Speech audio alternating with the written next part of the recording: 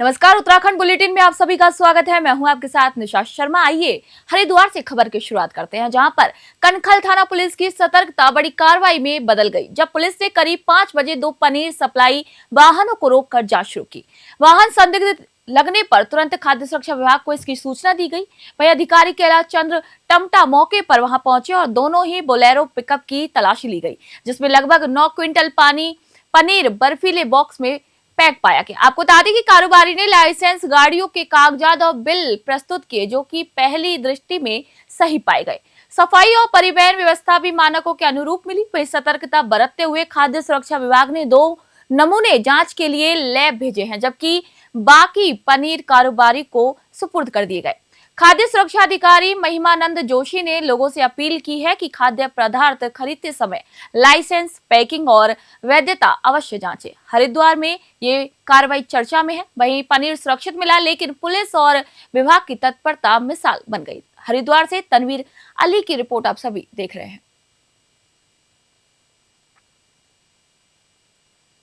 और खबर डोईवाला से, जहां पर आपको बता दें कि समाज सेवी संस्था लोक हितकारी परिषद ने वरिष्ठ पत्रकार स्वर्गीय राकेश खंडूरी की स्मृति में एक भावनात्मक और प्रेरक कार्यक्रम आयोजित किया, जिसमें विभिन्न विद्यालयों के 150 जरूरतमंद छात्र छात्राओं को ऊनी स्वेटर भी वितरित किए गए।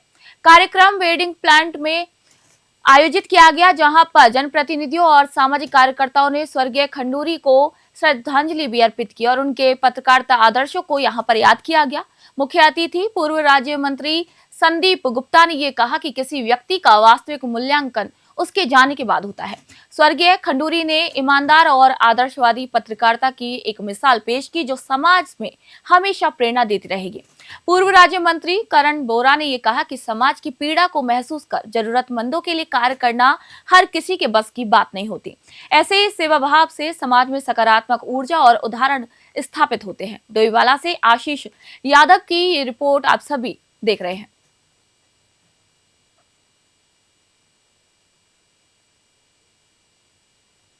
आज लोक हितकारी परिषद द्वारा स्वर्गीय राकेश खंडूरी जी की स्मृति में जो ये कार्यक्रम ऊनी वस्त्र वितरण का किया गया बच्चों को, बहुत ही सराहनीय है। और परिषद के द्वारा क्षेत्र में और भी बड़े सराहनीय कार्य कराए जाते हैं। जैसे बच्चों की अभी चित्रकला प्रदर्शनी प्रतियोगिता भी कराई गई थी पूर्व में, उसमें भी हमारे लाल तप्पड़ में काफी बच्चों को सहयोग मिला था और निखर करके प्रतिभाएं हमारे सामने आई थी। मैं परिषद के लोगों का बहुत ही धन्यवाद करना चाहता हूं कि इस तरह के कार्यों से हमारा जो सामाजिक दायरा है वो बढ़ जाता है और भी कई कार्य इस दायरे में हम लोग ला सकते हैं, जिसके लिए हम हमेशा लोक हितकारी परिषद के साथ हैं और जो भी हमारे से सहयोग बन पाएगा हम उनका सहयोग करेंगे। और उनसे हम यही निवेदन करना चाहते हैं कि जो भी और सामाजिक हित के कार्य हैं, जो समाज में और भी कई तरह की कुरीतियां उनके विषय में भी वो आगे आएंगे, तो हम लोग उनके साथ हमेशा खड़े हैं। धन्यवाद। लोक हितकारी परिषद के द्वारा ये जो 25 वर्षों से ये कार्यक्रम किया जा रहा है कि गरीब बच्चों को स्वेटर देना, जूते देना, जुराब देना, वाकई में इनकी जितनी प्रशंसा की जाए सभी पदाधिकारियों को उतनी कम है। और आज बहुत अच्छा लग रहा है कि जो आज राकेश खंडूरी जी जो हमारे अमर उजाला के संपादक थे और बहुत ही निष्ठावान, बहुत ही ईमानदार, बहुत ही कर्मठ और बहुत ही ज़्यादा समाज सेवी, जिन्होंने समाज में एक नई कीर्ति स्थापित करी और उनकी स्मृति में कार्यक्रम किया गया, ये तो और भी ज़्यादा प्रशंसनीय है। और मुझे लगता है कि आज यहाँ पर जितने भी जनप्रतिनिधि आए हैं या जितने भी समाज सेवक आए हैं, व्यापारी आए हैं, उनको आज के कार्यक्रम से प्रेरणा लेनी चाहिए कि क्षेत्र के अंदर जो भी हमारी, चाहे वो गरीब बच्चे हों, गरीब कन्याएं हों, चाहे निराश्रित पशु हों, उनकी सेवा के भाव का प्रण लेकर के आज यहाँ से। खबर अब देहरादून से है, जहां पर बढ़ते मानव वन्य जीव संघर्ष को कम करने के लिए वन विभाग और शिक्षा विभाग संयुक्त प्रयास में जुट गए हैं। वन विभाग ने शिक्षा विभाग से अनुरोध किया है कि स्कूली पाठ्यक्रम में वन्य जीवों से बचाव एवं सुरक्षा के उपाय भी शामिल किए जाएं, ताकि बच्चों को शुरुआत से ही वन्य जीवों के व्यवहार और उनसे सुरक्षित दूरी रखने की भी समझ विकसित हो सके।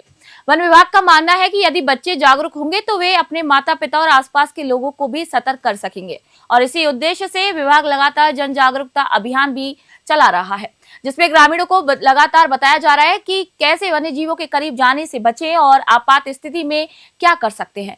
जिन क्षेत्रों में जंगली जानवरों की गतिविधि अधिक रहती है वहां पर स्कूलों की सुरक्षा के लिए विशेष उपाय जैसे गश्त बढ़ाना, चेतावनी बोर्ड लगाना और बच्चों को सुरक्षित मार्ग प्रदान करने की व्यवस्था लगातार की जा रही है। देहरादून से मोनू राजपूत की रिपोर्ट आप देख रहे हैं। उसको हमने एक बना के उनको अभी 1-2 दिन में हमने एक प्रस्ताव दे रहे हैं एजुकेशन डिपार्टमेंट को कि अगर संभव हो तो आपका स्कूली बच्चों को ये चीज़ें एक करिकुलम के रूप में रख ले, लेकिन उससे पहले हम ये चाहते हैं कि ये लिटरेचर स्कूल में पहुंच जाए ताकि बच्चे उसको पढ़ लें। जो उनका समय होता है स्कूल में, मुझे लगता है कि मैक्सिमम 5 मिनट लगेगा उसको पढ़ने के लिए। अगर बार बार उसको अगर आपने देखते रहें तो एक प्रकार का उनको याद भी रह जाएगा। और हमने भी कोशिश करेंगे कि जैसे मैंने कहा अपना पेरेंट्स को, अपना भाई बहन को जो घर में है उनको बताएं, पड़ोस में बताएं, ताकि वो यूनिफॉर्मली स्प्रेड हो जाए, ताकि लोगों को सुरक्षा के लिए हमने जो भी अवेयरनेस प्रोग्राम करते हैं ये सबसे बड़ा अवेयरनेस प्रोग्राम हो जाएगा। और इसी पर एक और अहम खबर देहरादून से, जहां पर बढ़ते मानव वन्यजीव संघर्ष को रोकने के लिए मुख्यमंत्री पुष्कर सिंह धामी ने अधिकारियों के साथ अहम बैठक की है। इस बैठक में मुख्यमंत्री ने स्पष्ट निर्देश दिए हैं कि जिन क्षेत्रों में जंगली जानवरों का अधिक खतरा है वहां पर स्कूली बच्चों को स्कूल लाने ले जाने के लिए वन विभाग और जिला प्रशासन द्वारा एस्कॉर्ट व्यवस्था भी लागू की जाए। आपको बता दें कि मुख्यमंत्री के निर्देशों के बाद वन विभाग सक्रिय हो गया है। विभाग के मुखिया रंजन कुमार मिश्र ने यह बताया है कि सभी जिलों में मानव वन्य जीव संघर्ष को कम करने के लिए आवश्यक उपकरण भी जल्द उपलब्ध कराए जाएंगे। साथ ही बस्तियों के आसपास की झाड़ियों को अभियान चलाकर साफ किया जा रहा है ताकि जंगली जानवर आवासीय क्षेत्रों की ओर आकर्षित न हो। वहीं वन विभाग कूड़ा प्रबंधन पर भी विशेष जोर दे रहा है।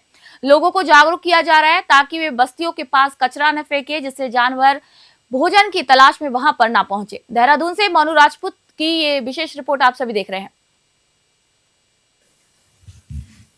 मुख्य बात यह है कि मैन एनिमल कॉन्फ्लिक्ट को उत्तराखंड में कंटेन करने के लिए हम सभी को ध्यान रख रहे हैं। पर्टिकुलरली जो बच्चे की बात आप जैसे कह रहे हैं, अभी हमारा एक पर्टिकुलरली पौड़ी गढ़वाल में भी बात चल रहा है कि उनका स्कूल का टाइम को स्लाइटली एडजस्टमेंट किया जाए, क्योंकि जानवर का मूवमेंट सुबह एवं शाम को होता है। तो उस टाइम पे अगर स्कूल को टाइमिंग उसी हिसाब से किया जाए तो फिर बच्चों का सुरक्षा डेफिनेटली हो जाएगा। इसके साथ साथ हमने ये भी कोशिश करेंगे, हमारे पास जैसे फायर वॉचर्स की एक बहुत अच्छा श्रृंखला है, हमारे पास क्यूआरटी भी है।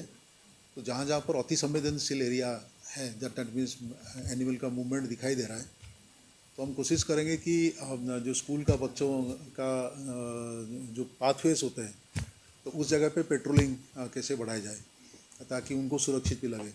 इसके साथ इससे पहले भी मैंने कहा था कि हमने कुछ उपकरण भी ऐसे दे रहे हैं गाँव वालों को जिसमें साउंड क्रिएट होगा और जिसमें जानवर दूर में रहेगा। लेकिन मैं एक रिक्वेस्ट करूंगा आपका चैनल के थ्रू से कि अगर आपको कोई जानवर दूर से दिखाई दे तो आप चुपचाप उस एरिया में कुछ छोड़ दीजिए, कोई आवाज़ बिना आवाज़ करते हुए एवं कोई हरिद्वार से खबर, स्वच्छता के क्षेत्र में अग्रणी जिला बनाने के उद्देश्य से जिला प्रशासन द्वारा चलाए जा रहे सफाई अभियान को भाजपा नेताओं और कार्यकर्ताओं ने भी मजबूत सहयोग दिया। जिला अध्यक्ष के नेतृत्व में भाजपा कार्यकर्ताओं ने हर की पौड़ी स्थित सुभाष घाट सहित कई गंगा घाटों पर सफाई अभियान चलाया है।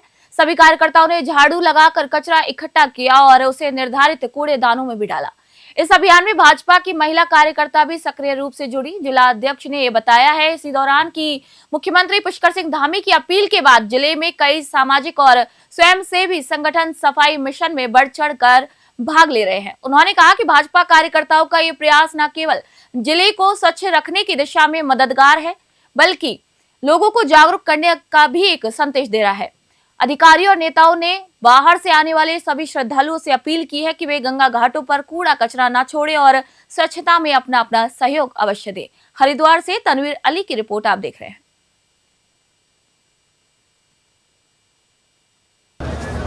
सफाई का अभियान चलाया जा रहा है और उस सफाई अभियान में विभिन्न क्षेत्रों के लोग अपनी भूमिका निभा रहे हैं, अपना योगदान दे रहे हैं। इसी क्रम में आज भारतीय जनता पार्टी जिला हरिद्वार के समस्त कार्यकर्ताओं द्वारा हर की पौड़ी क्षेत्र में सफाई अभियान चलाया गया, जिसमें हमारे द्वारा माननीय मुख्यमंत्री जी के आह्वान के अनुसार इस क्षेत्र की सफाई व्यवस्था और देवभूमि को आने वाले तीर्थयात्रियों के और विश्व स्तरीय स्थान बनाने की दृष्टि से किस प्रकार से साफ सुंदर बनाना है, उसका प्रयास हमारे द्वारा आज किया गया है। सफाई का अभियान चलाया जा रहा है और उस सफाई अभियान में विभिन्न क्षेत्रों के लोग अपनी भूमिका निभा रहे हैं, अपना योगदान दे रहे हैं। इसी क्रम में हरिद्वार के भगवानपुर क्षेत्र में बिजली चोरी के खिलाफ बड़ा अभियान चलाया गया। विद्युत वितरण खंड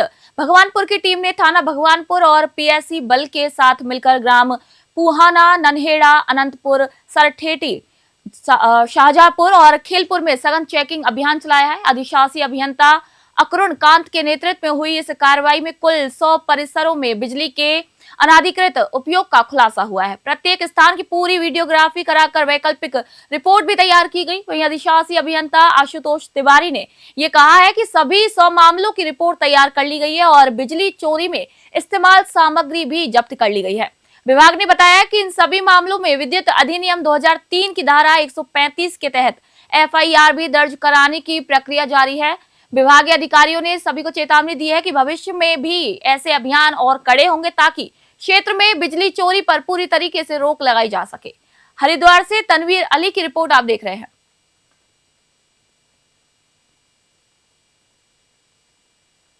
हरिद्वार से खबर, जहां पर सहायक संभागीय परिवहन अधिकारी निखिल शर्मा ने बताया कि क्षेत्र में वाहन समर्पण अवधि के दौरान निर्धारित स्थान से हटकर वाहन खड़े होने की शिकायतों पर कार्रवाई तेज कर दी गई है।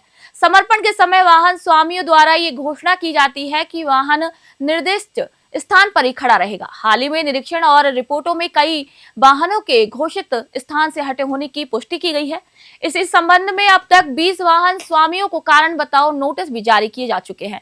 नोटिस में 1 माह की जीपीएस ट्रैकर रिपोर्ट, यात्रा समय और स्टॉप विवरण सहित स्पष्टीकरण मांगा गया है। संतोषजनक उत्तर न मिलने पर उत्तराखंड मोटरयान कराधान अधिनियम 2003 की धारा के तहत कर और दंड की भी कार्रवाई की जाएगी। वही विभाग ने चेतावनी भी दी है कि कार्रवाई चरणबद्ध तरीके से जारी रहेगी और सभी नियम उल्लंघन करने वाले वाहन स्वामियों को नोटिस भेजे जाएंगे। हरिद्वार से तनवीर अली की रिपोर्ट आप देख रहे हैं। देखिए, वाहन सरेंडर की एक प्रक्रिया होती है। कई वाहन स्वामी ऐसे होते हैं जो लीन सीजन में जब उनका वाहन उपयोग में नहीं रहता है तो वाहन को सरेंडर करा देते हैं। तो जब वो वाहन सरेंडर होता है तो उस पर टैक्स की देयता नहीं बनती है, तो ये एक फ़ायदा वाहन स्वामी को होता है। लेकिन जब वाहन स्वामी वाहन सरेंडर कराते हैं तो वो यह भी उल्लेखित करते हैं कि वाहन सरेंडर पीरियड में किस जगह पे किस स्थान पे खड़ा रहेगा। तो अभी जब हमने कुछ रैंडम 20 गाड़ियों को ये चेक किया कि क्या वह वाहन उसी स्थान पे खड़े हैं जहाँ पे उनको ये डिक्लेरेशन की गई थी, तो ऐसा पाया गया कि वो उस स्थान पे नहीं है। तो इसलिए इनको 20 वाहन मालिकों को नोटिस भेजा गया है कि वो वाहन अपने स्थान पे क्यों नहीं खड़े किए गए हैं और उनका जो जीपीएस का डेटा है वो मंगाया गया है।